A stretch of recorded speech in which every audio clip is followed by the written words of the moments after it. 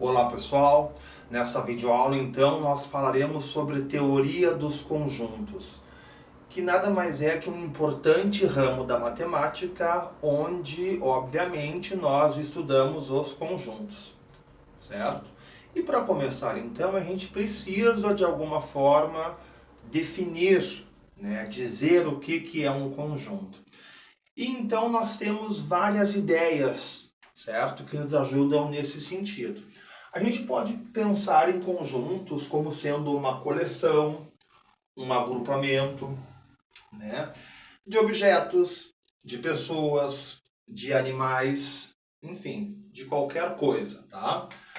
A gente costuma dizer, costuma indicar, nomear, né, que estas coisas que fazem parte de um conjunto são os seus elementos, tá?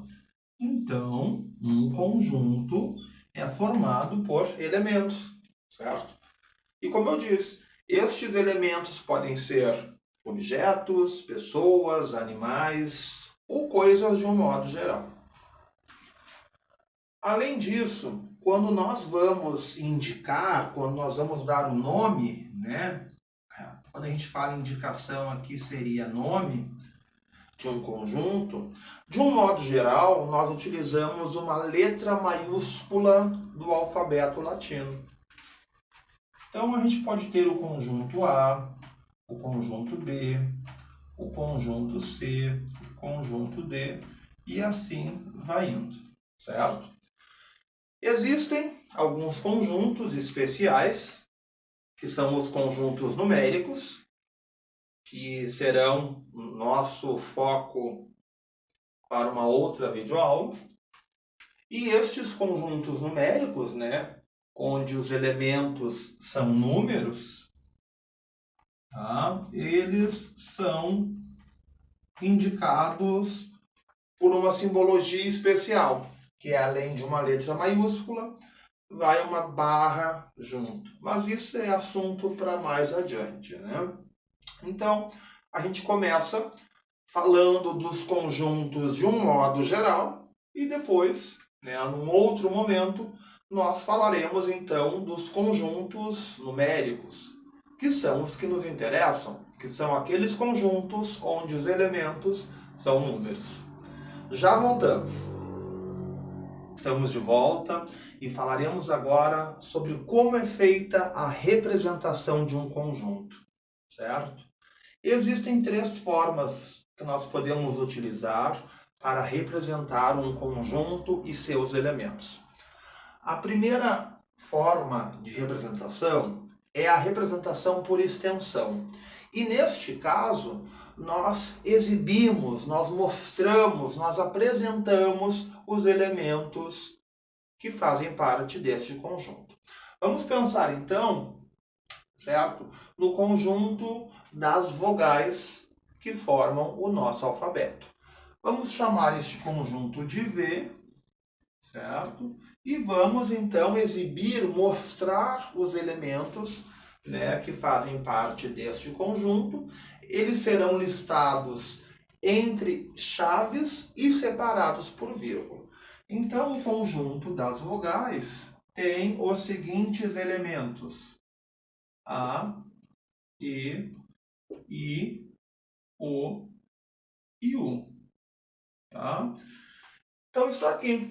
O conjunto está representado, por extensão, ou seja, nós estamos mostrando, nós estamos apresentando os elementos que fazem parte deste conjunto. Reparem que nós estamos indicando o conjunto por V, e estamos apresentando os seus elementos dentro de chaves, certo? Bom, a representação por compreensão, nós não exibimos os elementos, mas nós apresentamos uma propriedade, uma característica, alguma informação que nos permite descobrir quem são os elementos.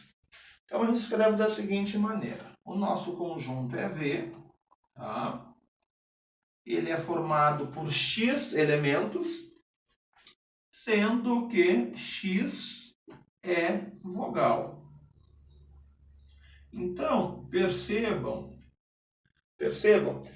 que nós não mostramos os elementos, nós estamos chamando-os de X, né, porque nós os desconhecemos, mas nós estamos dizendo que estes elementos, né, que cada um destes elementos é uma vogal.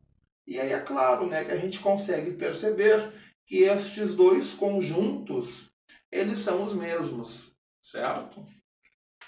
E a terceira forma de representação, a gente também exibe, a gente também mostra os elementos que fazem parte do conjunto, porém, essa exibição ela é feita através de uma linha fechada chamada de diagrama de Venn. Tá?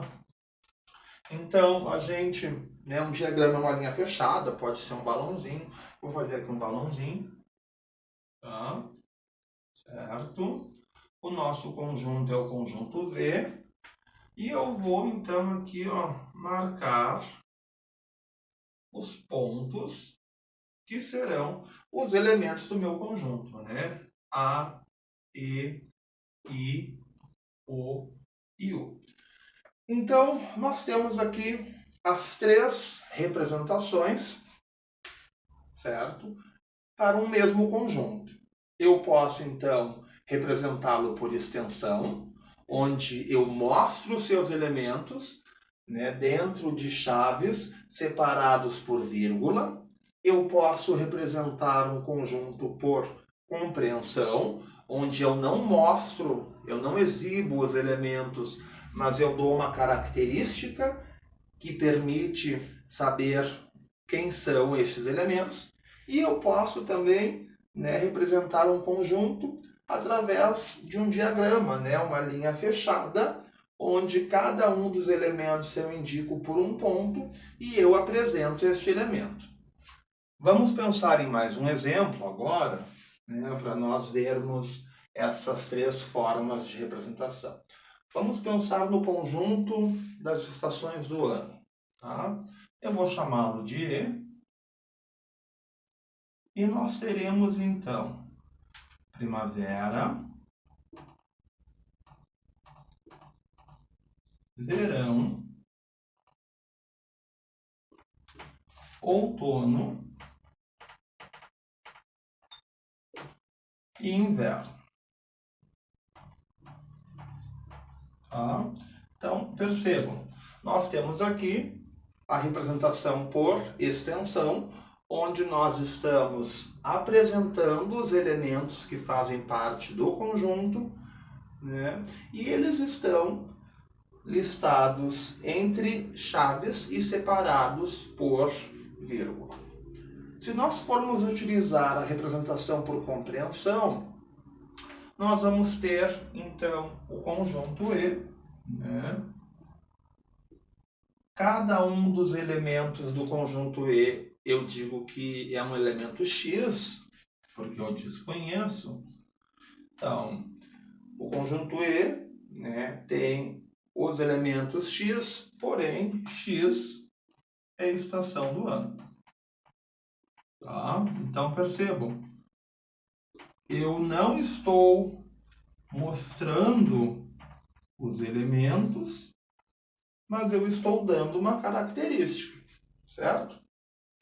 E a terceira forma de representação é através de diagrama. Vou fazer isso aqui retangular agora, certo? Vou colocar aqui o E, que é o nome do conjunto, e vamos colocar então aqui os elementos. Primavera, verão, outono e inverno. Tá? Sempre lembrando que no caso da representação por diagrama, nós usamos uma linha fechada, né, e cada um dos elementos nós indicamos por um ponto. Já voltamos com outros tópicos aí sobre conjuntos. Então estamos de volta e nós vamos falar agora de alguns tipos de conjuntos, certo? Bom, um conjunto ele é chamado de finito quando a gente consegue contar os elementos deste conjunto. Nós podemos dizer, afirmar, né, qual é a quantidade de elementos do conjunto. E aí eu volto então no exemplo anterior, onde nós tínhamos o conjunto das vogais do alfabeto latino, né? Então, este conjunto, ele tem 5 elementos, tá? Eu consigo estabelecer a cardinalidade do conjunto. Cardinalidade, tá? A quantidade de elementos a gente chama de cardinalidade, certo? Então, este conjunto aqui, ele tem 5 elementos, certo? E existem, né, vários conjuntos que são finitos. Na verdade, qualquer conjunto que eu consigo contar os seus elementos, ou seja, estabelecer a sua cardinalidade, vai ser um conjunto finito. Agora, se ao contrário disso, eu não consigo contar os elementos, eu não consigo estabelecer a cardinalidade, este conjunto é infinito. E aí a gente pode pensar, por exemplo, no conjunto dos números pares. Certo? Nós temos 0, 2, 4, 6, 8, 10, 12. E a gente sabe então que este conjunto ele não tem fim, né? Nós não conseguimos chegar no último número par e não conseguimos também dizer quantos são os números pares. Portanto, tá? Este conjunto é um conjunto infinito, certo? E aí a gente usa as reticências aqui, né, antes de fechar as chaves para indicar que o conjunto segue, certo? Conjunto unitário vai ser qualquer conjunto que tiver apenas um elemento. Tá? A gente pode pensar, por exemplo, vamos chamar aqui de conjunto D, o conjunto dos dias da semana, cujo nome começa com a letra D, e nós temos só um domingo. Tá? Então, este conjunto ele tem somente um elemento. Portanto, ele é um conjunto unitário. Ou nós podemos pensar também o conjunto dos números que são pares e também são primos, né? E este conjunto tem só o elemento 2, né? Tem só um único número que ao mesmo tempo é par e primo, que é o número 2. Tá? Então, qualquer conjunto que possuir apenas um elemento vai ser um conjunto unitário. Conjunto vazio é aquele conjunto que não possui elementos. Então, vamos pensar o seguinte, vamos pensar qual é o mês do ano que possui 32 dias. Tá? Vamos chamar este conjunto de M e nós vamos representar assim. Ou esse círculo com a barra, ou simplesmente as chaves sem nada dentro. Tá? Então, aquele conjunto que não possui elementos, certo? É o conjunto que a gente chama de vazio, tá? E a gente representa assim. Só vou fazer um alerta que a gente vê às vezes isso aqui, ó. Tá? Isso aqui é errado, certo? Ou a gente usa esta simbologia ou esta simbologia. Qualquer uma das duas. E conjunto universo é aquele conjunto formado por todos os elementos. Na verdade, o conjunto universo a gente estabelece ele quando a gente precisa, né, ter uma base de trabalho. Por exemplo, quando a gente vai resolver uma equação, tá? Eu quero resolver essa equação aqui, ó. X mais 1 igual a 3. Certo? A gente sabe que o valor de x vai ser 2. Perfeito. Só que assim, ó, antes de eu resolver, né, a minha equação, eu tenho que dizer qual é o meu universo, né? Eu tenho que dizer onde estão os elementos, tá? Que eu posso utilizar como resposta, como solução para minha equação. Então, na verdade, né, a gente vai estabelecer como conjunto universo aqueles conjuntos que a gente já conhece, né, quando a gente for resolver alguma equação especialmente. Tá? Então, o meu universo podem ser os naturais, podem ser os inteiros, enfim, né, podem ser os reais. É aquele conjunto que eu estabeleço onde estão todos os elementos que eu posso utilizar. Já voltamos. Estamos de volta, certo? E agora então vamos falar sobre essas duas importantes relações, que é a relação de pertinência e a relação de inclusão. Primeiro, que a relação de pertinência é uma relação que a gente estabelece entre elemento e conjunto. É através da relação de pertinência que a gente vai dizer se um elemento pertence ou não a um determinado conjunto.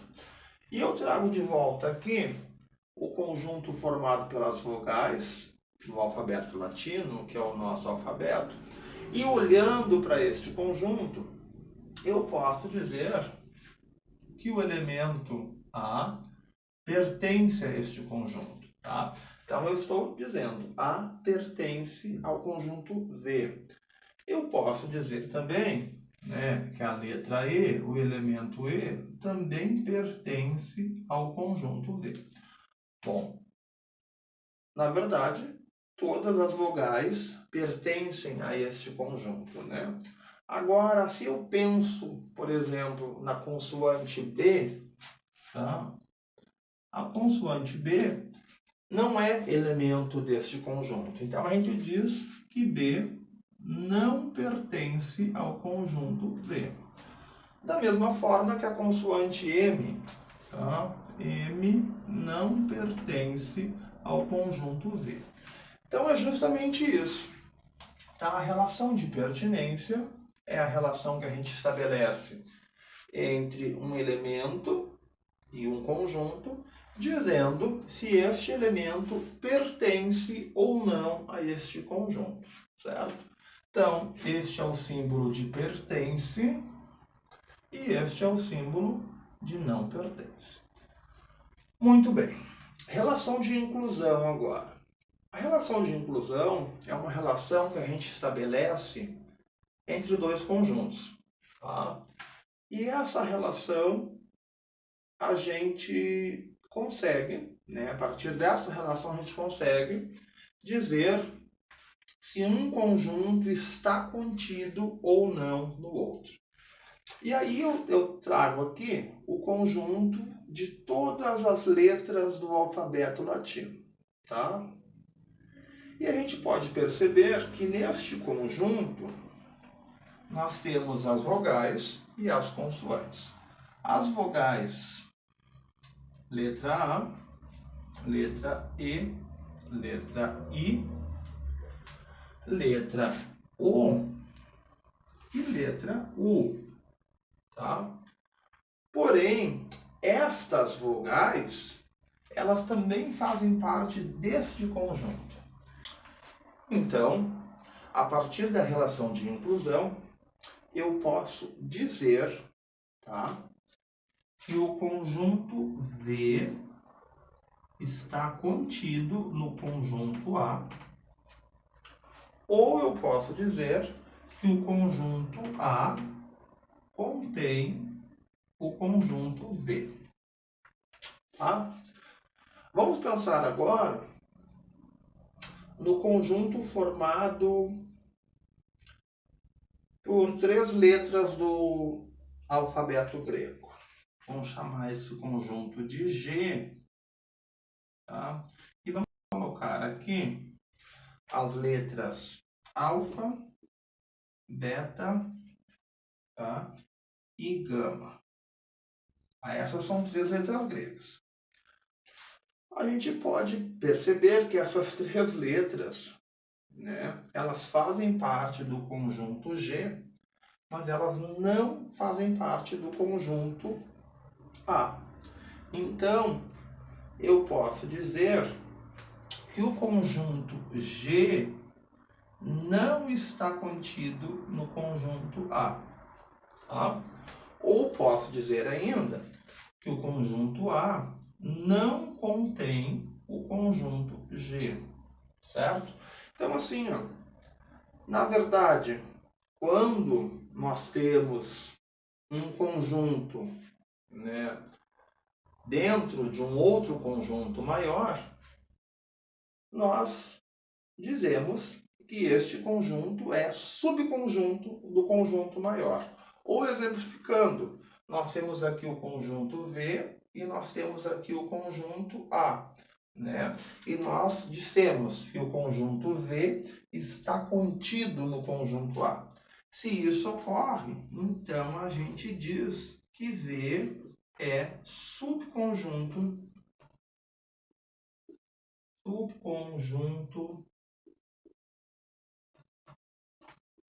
de A.